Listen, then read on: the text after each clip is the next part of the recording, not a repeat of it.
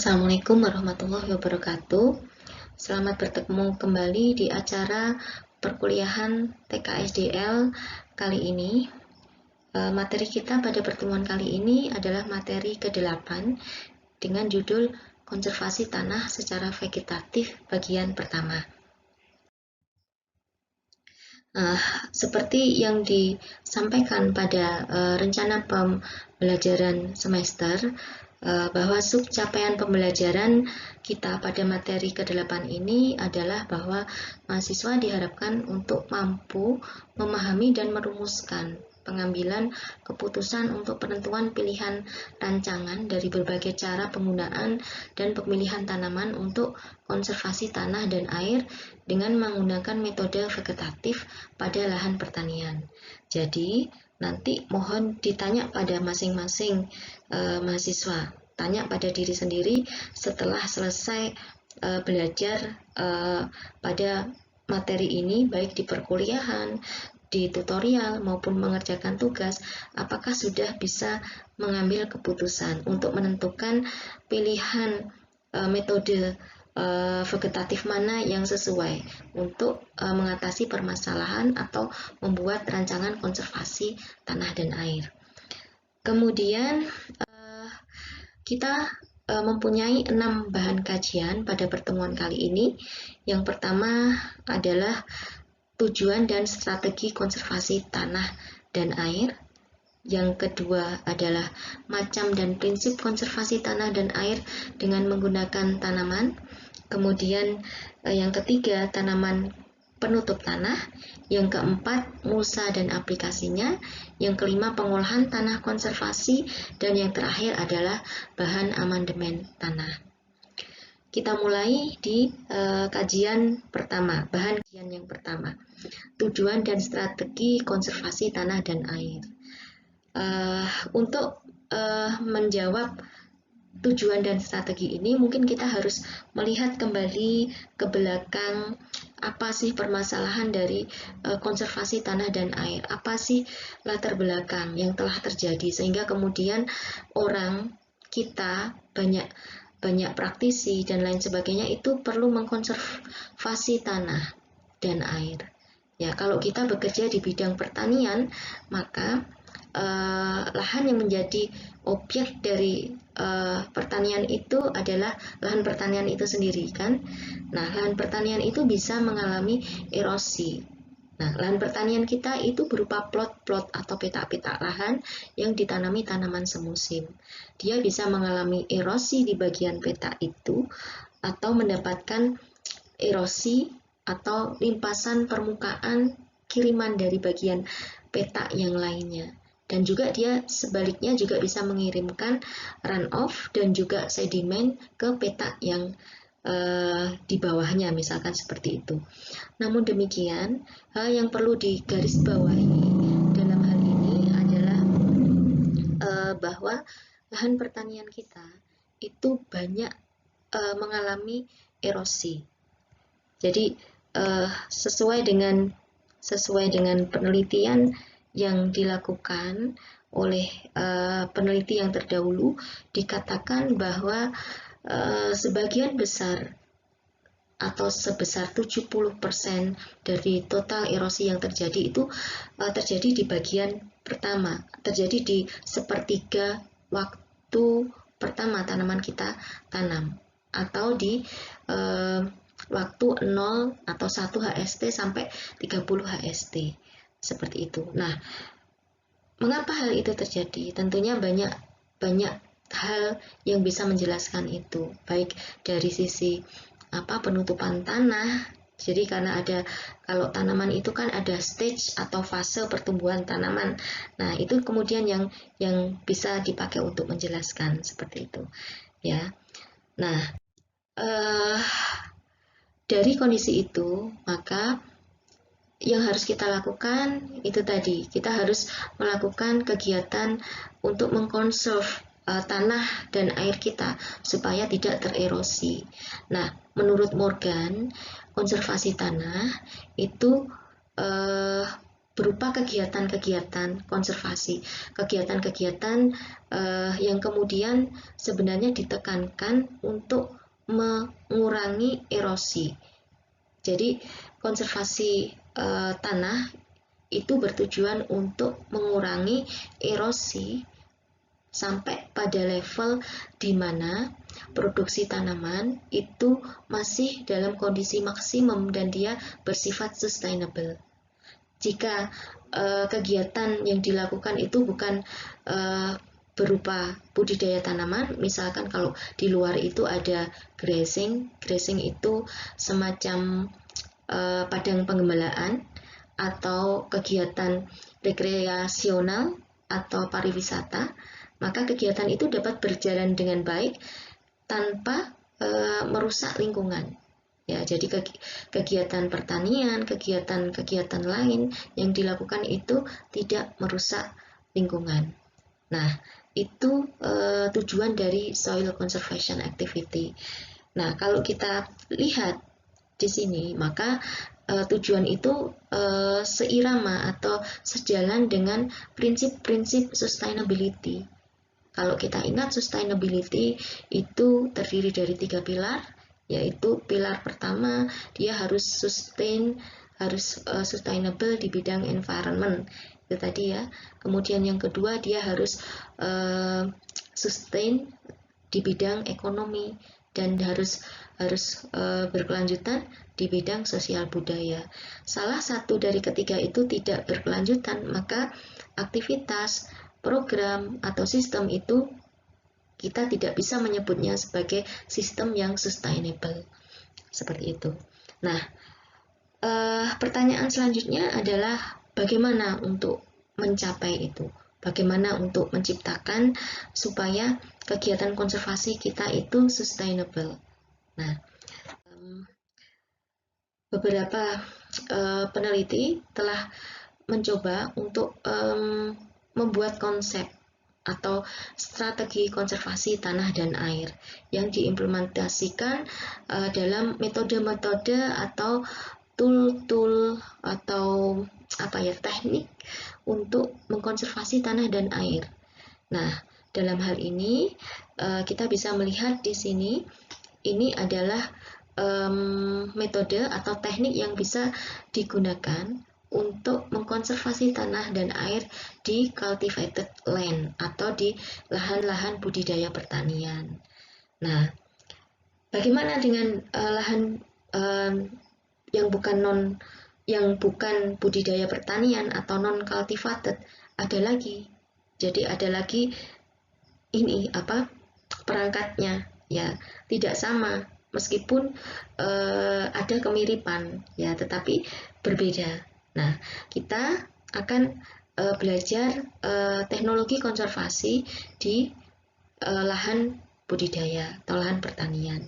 Nah, kalau kita lihat di sini sebenarnya ada 3 bagian di sini. Yang pertama adalah agronomic measure. Jadi teknologi konservasi yang dia sifatnya itu terkait dengan budidaya tanaman atau agronomik. Yang kedua adalah soil management dan yang ketiga adalah mechanical method. Kita lihat dulu yang di agronomic measure. Di agronomic measure ini mostly dia banyak teknologi yang di crop management. Di crop managementnya di sini.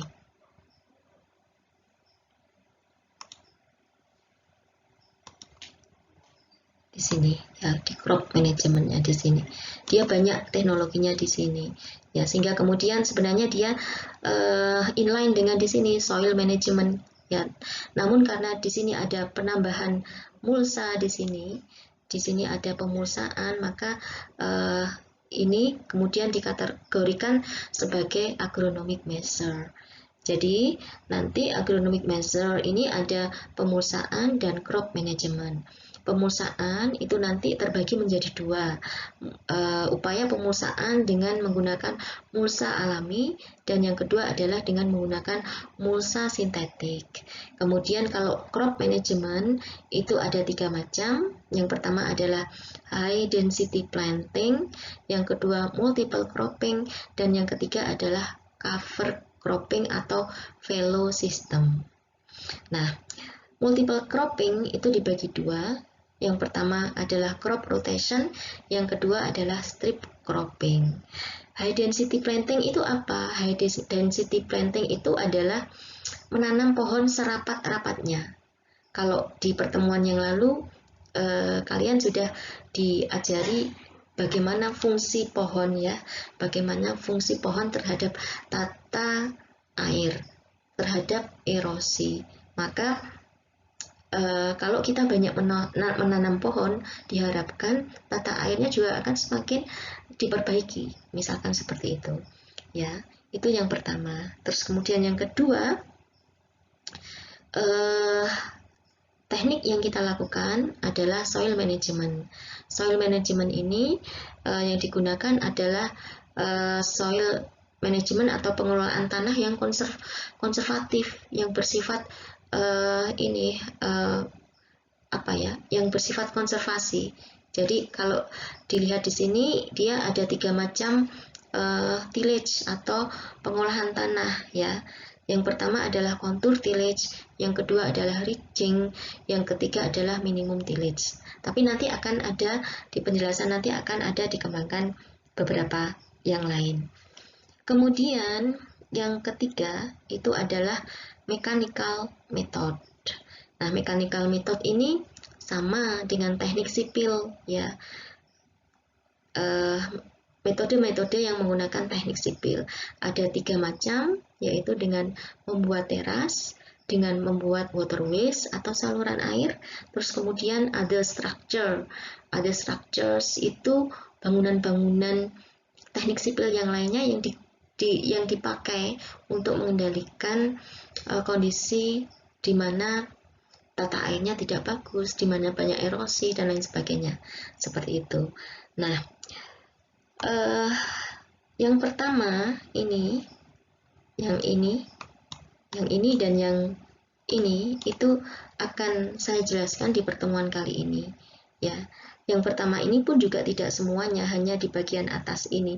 Yang di bagian bawah ini nanti akan dijelaskan pada pertemuan nanti selanjutnya. Jadi teknologi konservasi dengan cara vegetatif itu nanti dibagi menjadi 2 pertemuan. Yang pertama saya akan jelaskan yang di bagian ini dan juga di bagian soil management. Sementara yang kedua itu nanti akan dijelaskan di pertemuan minggu depan. Nanti sisanya yang teknologi ini, yang mechanical method ini juga akan dijelaskan setelahnya dan juga akan melingkupi 2 tatap muka. Nah, dari berbagai macam teknologi yang disebutkan tadi, telah banyak dilakukan penelitian oleh peneliti-peneliti terdahulu terkait dengan efek dari macam-macam teknologi itu terhadap pengendalian, detachment, dan transport. Nah, ini bisa kita lihat di sini. D itu detachment, T itu transport. Jadi detachment itu adalah proses penghancuran partikel tanah ya. Dan kalau transport pemindahan partikel tanah yang sudah hancur itu tadi. Nah, detachment and transport itu bisa terjadi di fase-fase erosi. Fase erosi masih ingat? Yang pertama adalah rain splash ya, jadi penghantaman butiran air hujan ke permukaan tanah. Terus kemudian juga setelah itu ada aliran permukaan yang bisa memindahkan itu tadi. Nah, detachment and transport itu dua-duanya bisa terjadi di fase rain splash maupun runoff.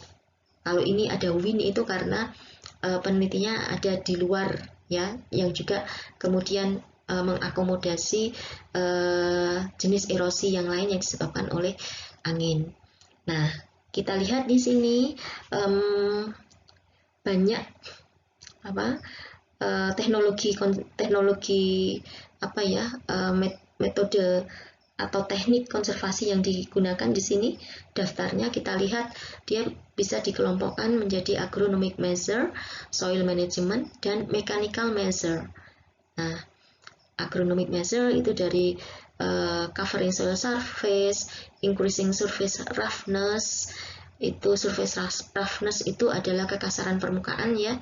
Kemudian surface depression storage itu storage itu penampungan ya, jadi menambah penampungan ini ya, cekungan-cekungan yang bisa menampung air ya maksudnya. Kemudian ada manajemen, soil management dengan menggunakan pupuk organik, pupuk anorganik, dan lain sebagainya di situ. Yang mechanical measure ada contouring, ditching, teras, waterways, dan etc. Nah, kita lihat di sini datanya ini ya, data di sini kita lihat ada legendanya. Jadi kalau yang bintang itu dia strongly control. Jadi dia kalau bintang itu berarti teknik ini akan sangat mengendalikan detachment atau transport pada masing-masing fase erosi itu. Ya, kalau positif dia moderately control. Jadi moderately itu ya tidak begitu kuat kontrolnya. Sementara yang negatif itu dia sama sekali tidak bisa mengendalikan ini. Nah, dari sini kita bisa lihat teknik mana yang kemudian efisien untuk mengendalikan detachment, transport pada masing-masing fase erosi ini. Nah, caranya mudah, kita lihat saja mana yang banyak bintangnya, ya. Banyak bintangnya mana? Kalau dari sini kita lihat semakin ke bawah itu semakin turun, ya. Jadi covering soil surface itu ternyata dia banyak mengendalikan detachment and transport di keseluruhan fase erosi, baik oleh air maupun oleh angin, ya seperti itu. Begitu juga yang di bawah-bawahnya di sini, meskipun semakin ke bawah ini semakin turun tingkat pengendaliannya, ya sehingga dapat kita simpulkan di sini bahwa agronomic measure itu adalah teknik yang paling efisien, ya dalam mengurangi erosi tanah dan juga runoff. Seperti itu. Nanti ini dilihat sendiri, di digest sendiri ya, diperhatikan apa tekniknya, terus kemudian dia berpengaruh terhadap detachment di fase erosi yang mana, silahkan ditelaah sendiri. Kemudian bahan kajian yang kedua yang akan kita bahas adalah prinsip konservasi tanah dan air dengan tanaman. Nah, untuk menentukan prinsip konservasi tanah dan air dengan tanaman ini, kita perlu melihat kembali, menelaah kembali mekanisme dari erosi tanah, mekanisme dari proses erosi tanah. Jadi apa sih sebenarnya yang terjadi pada saat tanah kita itu tererosi? Itu yang pertama. Kemudian yang kedua adalah dengan melihat fungsi dari tanaman, ya, fungsi dari tanaman terhadap erosi tanah. Ya, kita lihat dulu yang pertama, mekanisme terjadinya erosi. Nah, mekanisme terjadinya erosi mungkin sudah dijelaskan ya di materi sebelumnya, bahwa sebenarnya ada dua energi penting atau ada dua kondisi penting yang kemudian bisa kita pergunakan untuk menentukan strategi atau prinsip pengendalian dengan menggunakan cara vegetatif, ya. Coba kita bayangkan ketika air hujan jatuh dari atas, ya, itu dia akan menimpa permukaan tanah, ya. Kemudian partikel-partikel tanah yang dia terikat dalam bentuk agregat tanah itu dia akan terlepas karena adanya energi. Nah, energi yang terjadi, energi yang menyebabkan lepasnya partikel-partikel tanah itu ya energi yang disebabkan oleh butiran-butiran air hujan itu tadi, yang menghempas, yang menghantam permukaan tanah kita jika tidak ada penutupnya, ya seperti itu. Nah, energinya apa? Energi yang disebabkan oleh butiran tanah, butiran hujan. Butiran hujan itu bentuknya bulat, dia punya diameter, diameternya bisa besar bisa kecil. Diameter itu nanti closely related dengan massa, ya, massa air, massa butiran hujan. Terus kemudian kalau dia turun dari atas ke bawah, nah itu ada ketinggian, sehingga kemudian ada energi di situ. Energinya apa? Energi apa yang terkait dengan massa dan ketinggian itu adalah energi potensial yang jatuh tadi, ya, yang jatuh yang disebabkan oleh hujan tadi. Energinya adalah ada energi potensial. Nah, kalau kita ingat energi potensial rumusnya adalah EP sama dengan mgh. Ya, M itu adalah massa air, butiran air, G itu adalah gaya gravitasi, dan H itu adalah ketinggian. Ya, jadi semakin tinggi dia semakin besar energi potensial yang akan menimpa tanah itu tadi. Itu yang pertama yang perlu diingat. Yang kedua, ketika air hujan itu telah jatuh di atas permukaan tanah dan kemudian terkumpul banyak, kemudian dia akan membentuk aliran, ya, aliran air, ya.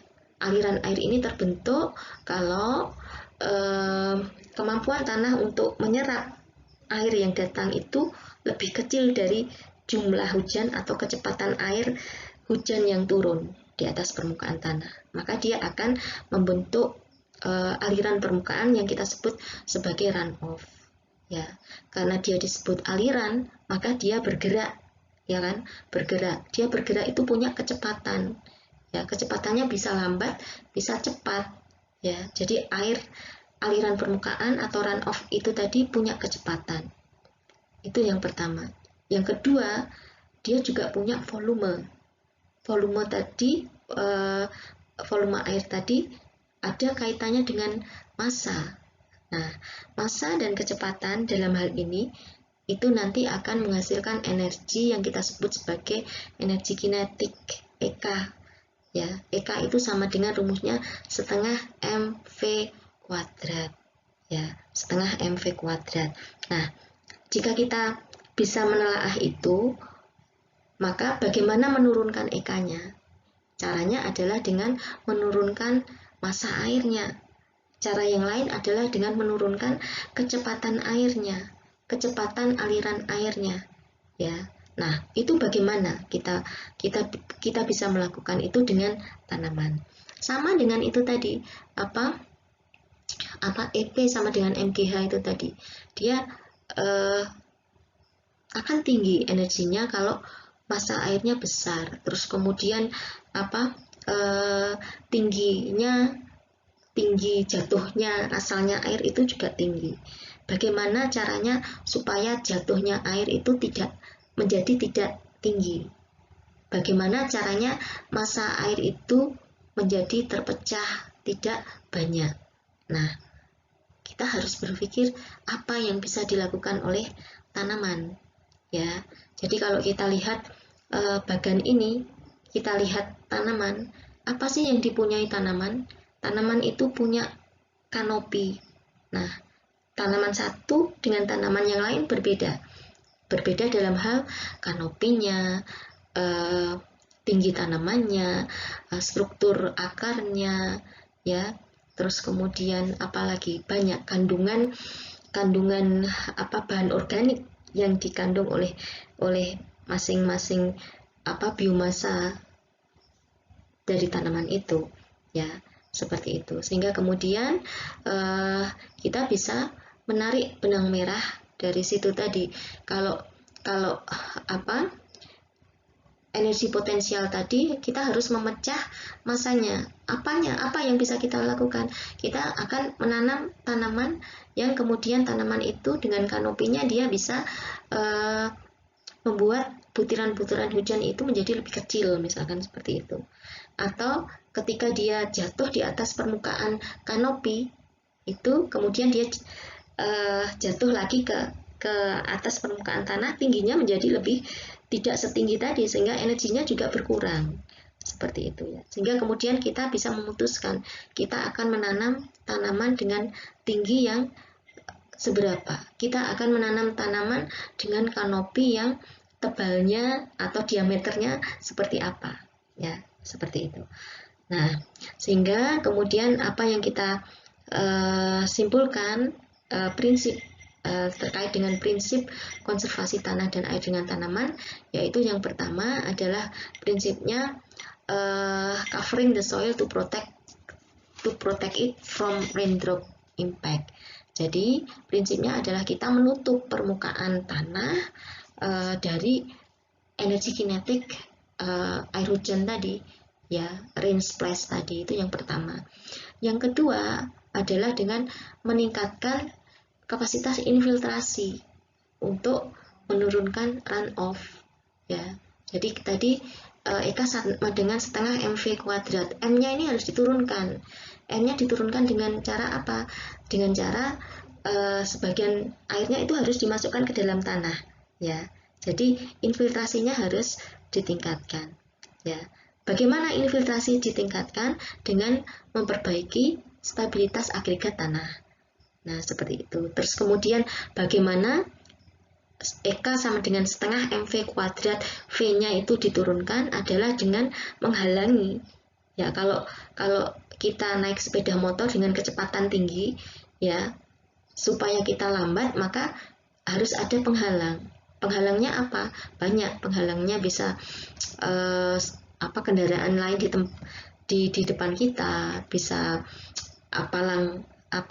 kereta api dan lain sebagainya, ya, itu yang menghambat. Nah, dalam hal ini untuk menghambat aliran permukaan air kita memerlukan surface roughness. Surface roughness itu adalah kekasaran permukaan, ya, untuk mengurangi kecepatan aliran air, seperti itu. Nah, itu adalah prinsip konservasi tanah dan air dengan menggunakan tanaman. Nah, selanjutnya bahan kajian kita yang ketiga adalah tanaman penutup tanah. Ya, tanaman penutup tanah atau cover crop. Nah, cover crop itu by definition merupakan tanaman yang ditanam untuk menutupi permukaan tanah, meningkatkan kesuburan tanah dan hasil pertanian, serta dapat dipergunakan sebagai sumber pakan ternak. Nah, pertanyaannya, apakah tanaman yang lain itu tidak menutup tanah?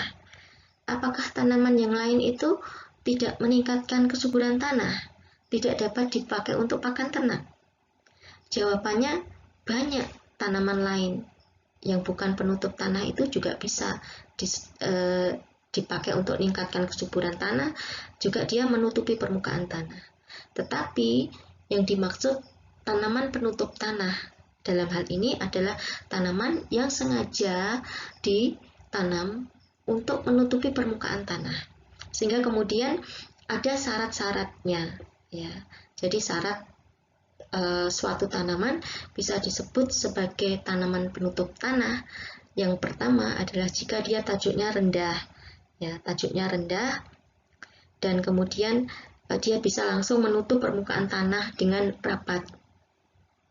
Kemudian tidak merupakan pesaing bagi tanaman utama atau tanaman yang akan ditanam, tidak merupakan inang bagi tanaman utama, mudah dibersihkan jika tidak diperlukan, sehingga dia tidak menjadi gulma, ya, dan kemudian lebih diutamakan jika dapat menambah unsur hara. Nah, ini adalah persyaratan sebagai tanaman penutup atau cover crop. Nah, ada banyak potensi keuntungan dari tanaman penutup tanah. Yang pertama, dia sebagai forage. Forage itu artinya dia sebagai bahan, sebagai pakan ternak. Jadi diambil daun-daunnya untuk pakan ternak. Kemudian yang kedua untuk animal feed. Animal feed ini hampir sama dengan yang di atas ya, tetapi bukan berasal dari daun, tetapi dari biji yang dihasilkan dan lain sebagainya. Ya, selain daun. Kemudian dia bisa berfungsi sebagai green manure atau organic matter. Kemudian dia bisa digunakan untuk end management, bisa digunakan untuk erosion control, pest management untuk menekan gulma, untuk menekan atau mengurangi pemadatan tanah, dan juga untuk menciptakan habitat yang menguntungkan, habitat bagi organisme yang menguntungkan bagi pertanian. Ya, itu adalah potensi. Kemudian ini contoh ya, contoh dari apa, cover crop tadi ya, sunham bahasa Inggrisnya, tapi bahasa Latinnya adalah Crotalaria jansea ya. Nah, Crotalaria ini dia merupakan sumber N yang sangat bagus. Dia banyak memproduksi biomas dan juga dia kalau ditanam itu dapat mengurangi penyakit root knot yang disebabkan oleh nematode ya. Penyakit yang inangnya ada di dalam tanah. Root knot itu adalah akar gada bahasa lainnya. Jadi akar gada itu adalah penyakit-penyakit yang menyerang tanaman-tanaman yang berumbi ya, seperti itu, yang disebabkan oleh nematoda yang berinang di dalam tanah itu. Nah, ini adalah contoh datanya. Jadi kalau kita nanam sobin, kopi, sudax itu semacam rumput, dan sunham itu tadi crotalaria itu, dan juga menanam jagung secara monokultur, maka jumlah nematoda yang menyebabkan akar gada itu akan lebih banyak terdapat di budidaya tanaman jagung monokultur ya, seperti itu. Ini hasil penelitian yang pernah dilakukan. Kemudian selain potential benefit, kita juga punya potential risk dari si cover crop tadi. Yang pertama adalah poor germination atau poor growth ya. Jadi poor germination ini artinya perkecambahannya itu terhambat bagi tanaman utama ya, karena ada persaingan. Kemudian introduce with seed ya, karena dia ditanam sebagai tadi disebutkan dia sebagai fallow ya, fallow system itu artinya dia ditanam pada saat burrow itu tidak ditanami. Jadi ketika lahan kita tidak ditanami karena mungkin sengaja pengelolaannya seperti itu, atau karena kekurangan air, misalkan tidak cukup airnya untuk menanam tanaman utama, maka ya ditanami tanaman cover crop yang tahan terhadap kekeringan misalkan ya. Nah, ketika dia ditanam di situ banyak, di situ dia bisa berkembang, dia bisa introduce with seed, artinya dia akan banyak gulmanya di sana ya, seperti itu. Kemudian tie up nitrogen, tie up itu artinya dia bisa mengambil nitrogen di dalam tanah.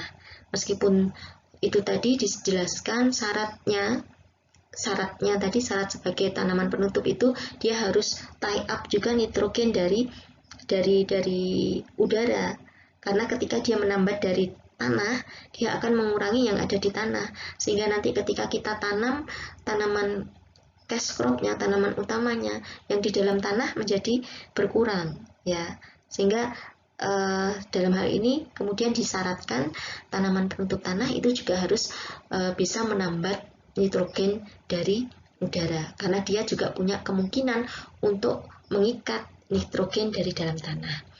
Itu yang ketiga. Kemudian kalau kita menanam cover crop itu bisa-bisa kita delay tillage, delay planting ya. Ini kalau di negara kita misalkan kita nanam cover crop itu nggak masalah, karena untuk meremove itu nggak susah, karena luasan lahan petani di Indonesia itu tidak luas. Beda dengan petani di luar negeri, bisa puluhan hektar. Ya, ketika mereka menanam cover crop, mereka juga harus memikirkan bagaimana caranya untuk meremove cover crop dengan segera ketika mereka ingin menanam tanaman cash crop, sehingga tidak ada delay tillage, delay planting. Kemudian dia bisa mengattract sludge, rodent, and deer. Jadi si cover crop itu tadi dapat menimbulkan atau mengundang banyak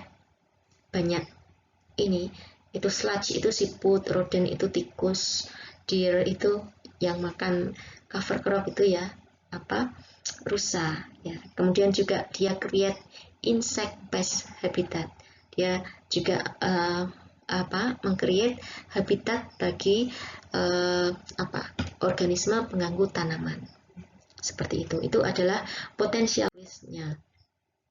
Sehingga ketika kita ingin memutuskan apakah kita mau menanam cover crop atau tidak, maka akan banyak hal yang harus kita pertimbangkan. Ya, yang pertama tadi benefitnya apa, yang kedua potensial risk-nya apa, kemudian equipment untuk meremove apa, equipment untuk menanam apa, kemudian cost-nya berapa. Ya, cost-nya itu hitung-hitungan, apakah rugi atau untung. Ya, apakah kalau kita nanam kita sudah tidak memberikan pupuk nitrogen misalkan atau pupuk urea misalkan seperti itu, karena ada end management tadi ya. Kemudian timingnya itu berapa lama akan ditanam di situ, kapan akan diremove. Nah, seperti itu ya. Itu adalah pertimbangan-pertimbangan yang harus dilakukan ketika kita memutuskan apakah kita akan menanam cover crop atau tidak. Itu. Nah, itu bahan kajian yang ketiga tadi. Nah, kita beranjak ke bahan kajian yang keempat, yaitu mulsa dan aplikasinya. Yang pertama, apa itu mulsa? Nah, mulsa by definition banyak yang memberikan definisi ya. Ini yang pertama, mulsa itu merupakan suatu material yang biasanya disebarkan di atas permukaan tanah untuk memprotek atau melindungi seed itu adalah benih bibit dari erosi yang terjadi karena air, dan juga melindungi dari fluktuasi soil temperature. Jadi fluktuasi suhu tanah dan juga fluktuasi kadar air dalam tanah. Itu adalah mulsa menurut Barnhiesel and Hoover. Ya, kemudian ada yang lain menurut NRCS USDA. Mulsa itu merupakan organic or inorganic material over the top of soil surface to protect it. Ya, sama dengan yang tadi, tetapi di sini ditekankan dia bisa organik, bisa anorganik. Ya, dia juga mempunyai keuntungan dikatakan seperti itu. Yang pertama, mereduce soil erosion, sama mengurangi compaction, pemadatan. Dia mengkonserv soil water, kadar air tanah. Dia juga meningkatkan pengendalian suhu tanah. Ya, tadi bisa lebih dikendalikan fluktuasi suhu tanah, dan juga mengurangi pertumbuhan weed atau gulma. Ya, jadi ini adalah definisi. Banyak nanti definisi kalau kalian browsing atau lihat referensi nanti akan banyak. Itu adalah mulsa. Nah, ini mekanisme kerja mulsa. Jadi bagaimana mulsa bekerja? Kita lihat di sini mulsa itu bekerja terhadap dua kondisi. Yang pertama bekerja karena ada hujan, dan bekerja terhadap sunlight atau cahaya matahari yang datang di atas permukaan tanah. Ya, ketika hujan datang, di atasnya ada mulsa, maka mulsa ini nanti berperan sebagai cover Makanya dia disebut cover crop ya. Cover dia apa? Dia mengcover apa? Mengcover itu tadi yang saya jelaskan di yang pertama, mengcover energi kinetik yang bisa melepaskan partikel-partikel tanah menjadi partikel yang lebih kecil-kecil sehingga kemudian dia bisa hilang. Ya, dia melindungi. Ya, itu yang pertama. Terus kemudian yang kedua terkait dengan hujan tadi ya, itu melindungi dari erosi tanah.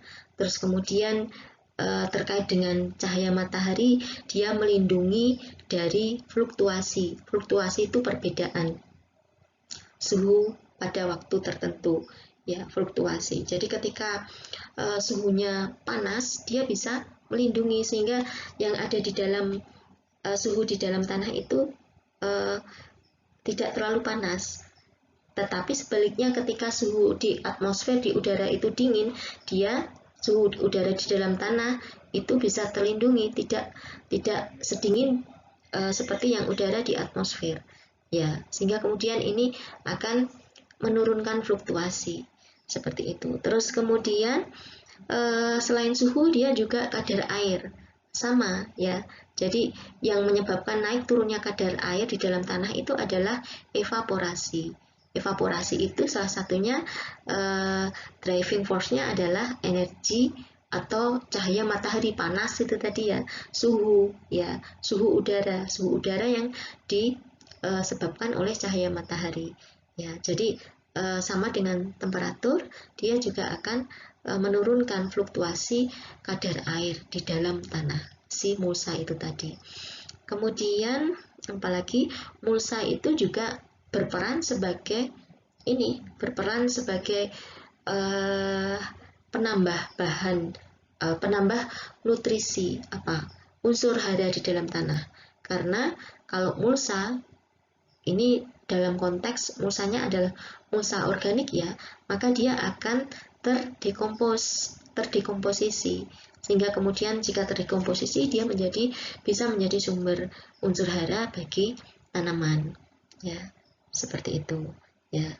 Itu bisa kita simpulkan di kelima poin itu. Nah, yang belum disebutkan di sini adalah menghambat pertumbuhan gulma ya. Jadi karena dia tertutup oleh mulsa, maka gulma tidak punya kesempatan untuk hidup di situ.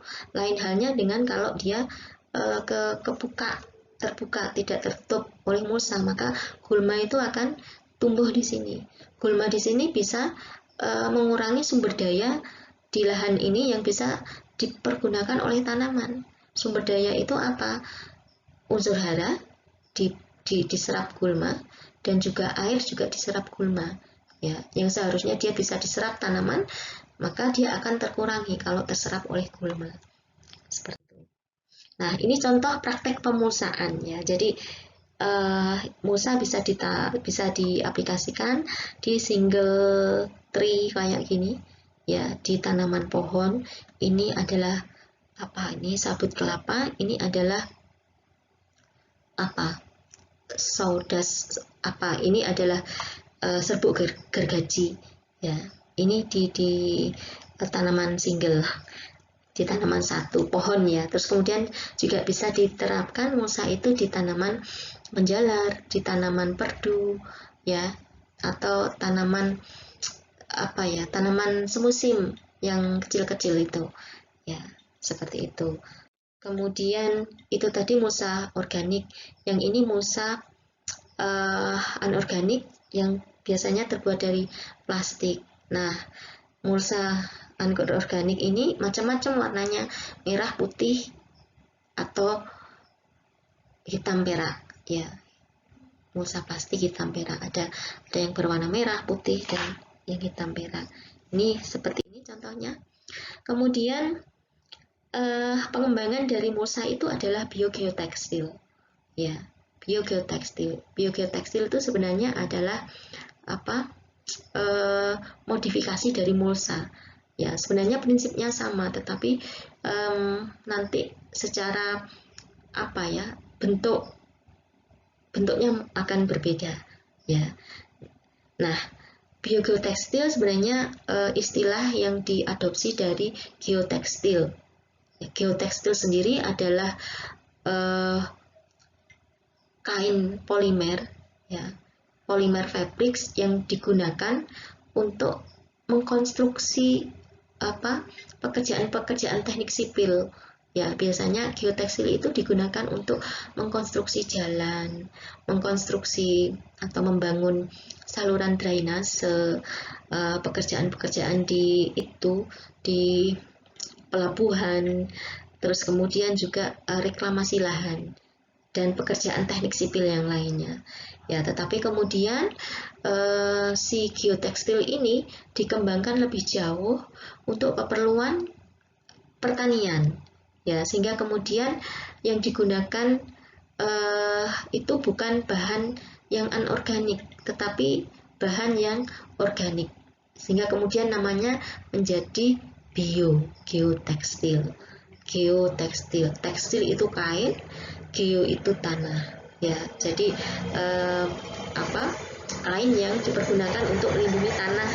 Kalau bio itu berarti tekstilnya itu dari bahan organik, biomas. Bahannya apa saja? Sabut kelapa, rami, mendong, kenaf atau kenaf itu rosella itu ya, dan lain sebagainya.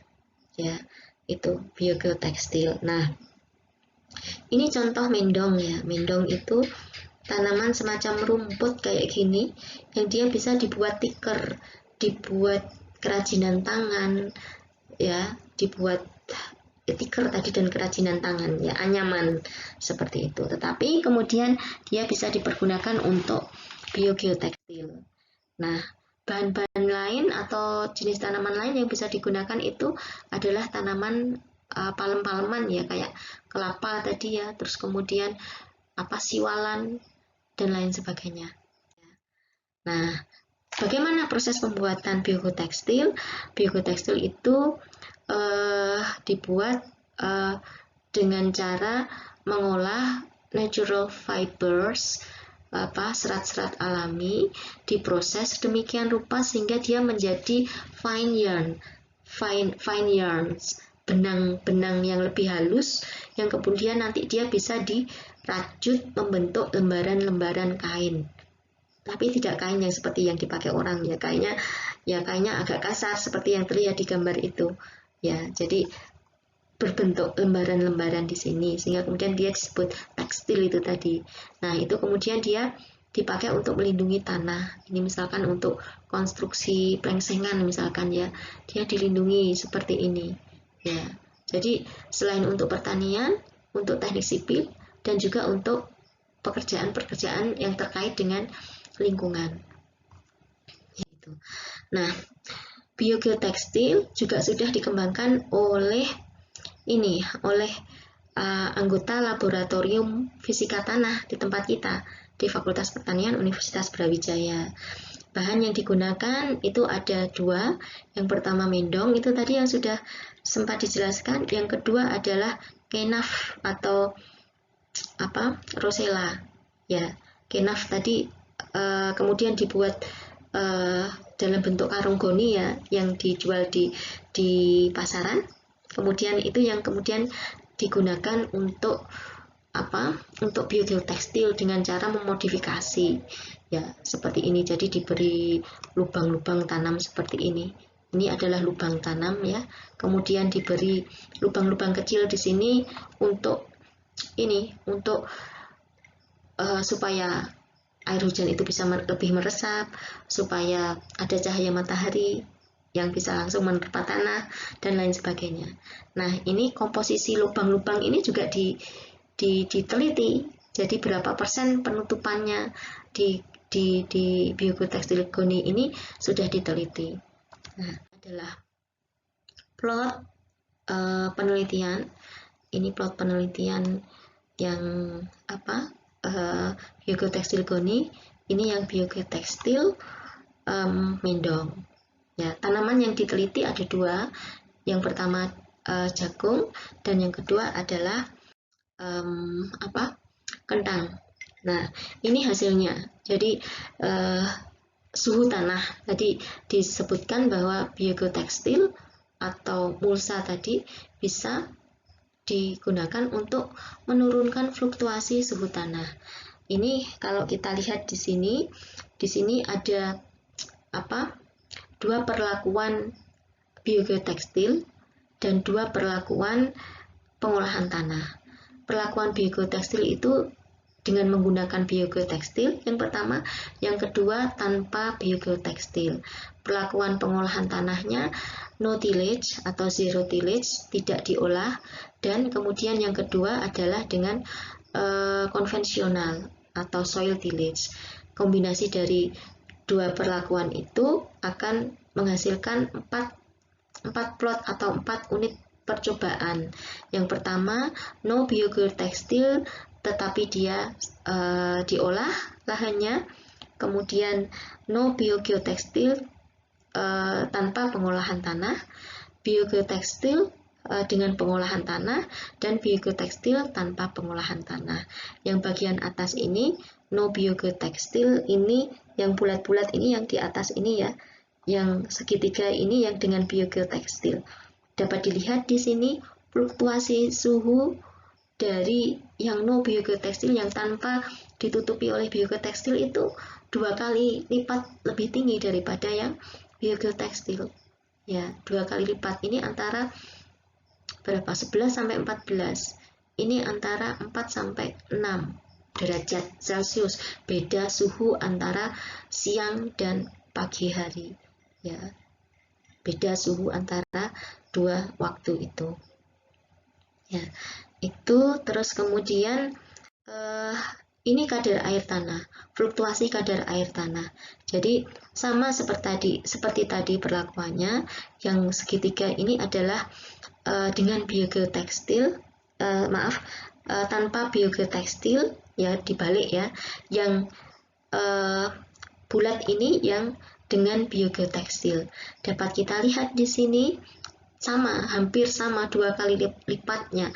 Yang dengan biogeotekstil itu kadar air tanahnya itu lebih besar daripada yang tanpa biogeotekstil. Jadi kadar air tanah di lahan dengan biogeotekstil itu lebih banyak daripada yang tanpa biogeotekstil.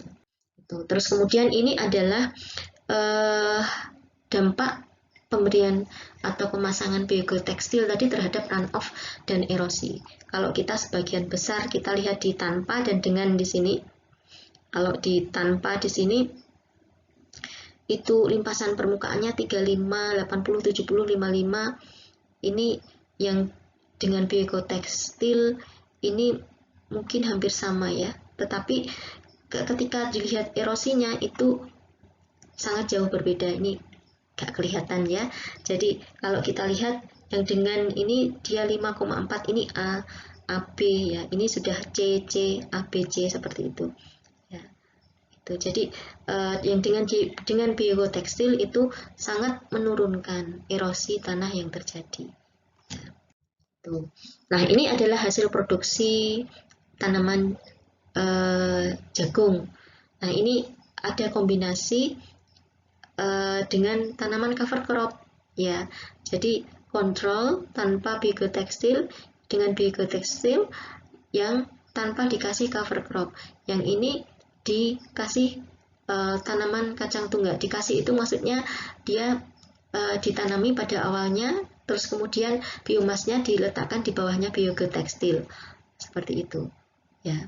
Atau kalau perlakuan kontrol ya, tidak ada biogeotekstilnya, dia diletakkan saja si biomas kacang tunggal yang sudah dipanen di atas permukaan tanah itu tadi ya, seperti itu. Nah, di sini dapat kita lihat bahwa yang perlakuan biogeotekstil itu produksinya selalu lebih tinggi dibandingkan yang kontrol ya, seperti itu produksi dari tanaman jagung. Nah, ini kalau yang percobaan di tanaman kentang. Jadi kalau kita lihat di sini biogeotekstil yang dipergunakan itu berbeda. Ya, ini menggunakan nilon, yang di dalamnya diisi dengan berbagai macam biomas. Biomasnya apa? Mulai dari kontrol tanpa diisi, dia nilon saja gitu. Terus kemudian diisi dengan daun kaliandra, daun alang-alang, daun jerami, daun tebu, daun pinus, daun cromolena, rumput gajah. Kita lihat di sini, ini hasil apa? Biomasa segar dari tanaman kentang. Ini mencerminkan bagaimana pertumbuhan tanaman kentang di sini. Ya, demikian juga di sini hasil umbinya. Kalau kontrol kita lihat di sini sangat kecil, ya, kecil dan sedikit. Ini yang paling banyak yang mana? Rumput gajah mungkin banyak. Di sini daun kaliandra banyak. Nah, ini dalam bentuk grafik, ya. Ini tertutup lagi ya, nggak kelihatan. Tapi kita lihat ini rumput gajah, kaliandra, ya, yang di atas rata-rata. Itu kemudian bahan kajian yang kelima, pengolahan tanah konservasi. Pengolahan tanah konservasi itu kalau kita bicara tentang pengolahan tanah, maka pengolahan tanah sendiri itu punya definisi. Ya, banyak yang mendefinisikan ya, pengolahan tanah itu semua kegiatan untuk mempersiapkan media tanam yang dilakukan untuk untuk meningkatkan kualitas tanah dan lingkungan, ya, untuk perkecambahan dan pertumbuhan tanaman. Kemudian juga ada yang mendefinisikan sebagai semua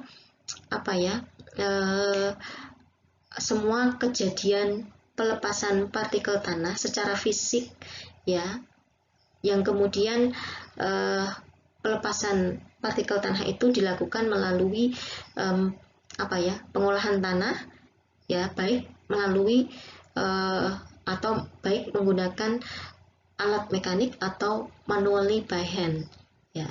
Terus kemudian ada juga yang mendefinisikan pengolahan tanah itu sebagai suatu kegiatan yang kemudian dia increase crop production, ya. Jadi meningkatkan produksi tanaman yang secara bersama-sama juga dia juga mengkonservasi sumber daya alam, dalam hal ini adalah soil and water, ya, dan juga memprotek environment, ya, memprotek lingkungan. Nah, kalau kita bicara tentang pengolahan tanah, maka akan ada conventional tillage dan conservation tillage. Conventional tillage itu terdiri dari dua. Yang pertama adalah mechanical tillage, yang kedua adalah traditional tillage. Mechanical tillage itu ya pengolahan tanah dengan menggunakan alat mekanis, ya. Dia diolah, semua lahan diolah, ya. Dengan apa mengolahnya? Dengan cara membajak, ya, ploughing itu, dan juga dengan cara harrowing. Ploughing itu membajak, harrowing itu menggaru. Ploughing itu untuk membalik tanah, ya. Membalik tanah itu tanah kedalaman 30 cm, 20-30 cm dibalik. Nah, ketika dia dibalik, maka sisa tanaman yang di atas gulma itu juga akan ikut tertimbun di dalam tanah, ya.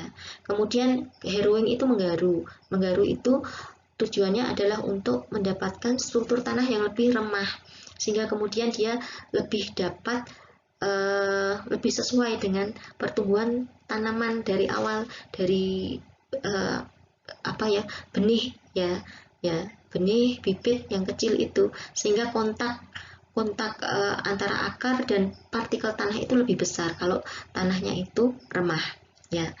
Nah, the degree of soil disturbance, jadi tingkat ketergangguan tanah itu depend on dari tipe alat yang digunakan, jumlah atau banyaknya atau seringnya diolah, dan juga tergantung jenis tanah dan juga tanaman yang akan ditanam di situ. Nah, itu yang mechanical tillage. Ini yang traditional tillage. Traditional tillage itu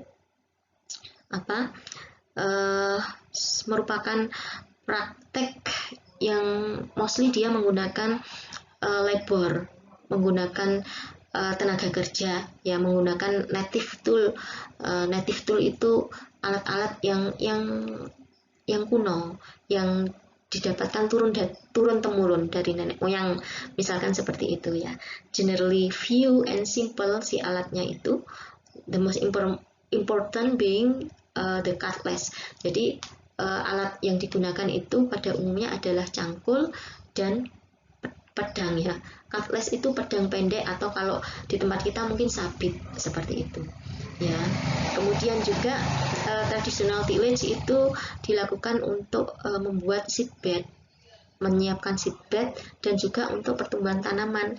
Pada awalnya karena dia tradisional, maka menggunakan lahan hutan di mana understory-nya itu kemudian ditebang atau dihilangkan atau dibersihkan dengan cutlass, kemudian shrub and trees dibiarkan tersisa, tetapi dia dipruning, dan hasil biomasa yang dipruning dibakar in situ. Itu. Nah, itu adalah conventional tillage. Nah, selanjutnya adalah conservation tillage. Conservation tillage itu merupakan suatu pengolahan tanah atau gabungan dari pengolahan tanah dan penanaman, yang kemudian di dalamnya dia menyisakan 30% atau lebih cover crop, residu tanaman di atasnya, di atas permukaan tanah. Ya, jadi conservation tillage itu kombinasi dari pengolahan tanah dan peletakan atau membiarkan residu tanaman, bahan organik tetap ada di tanah, di permukaan tanah, atau juga di dalamnya, nanti kita lihat. Jadi conservation tillage itu terdiri dari 4. Yang pertama no tillage, strip tillage, ridge tillage, dan mulch tillage. Kita lihat satu-satu. No tillage itu sama sekali tidak diolah atau zero tillage ya.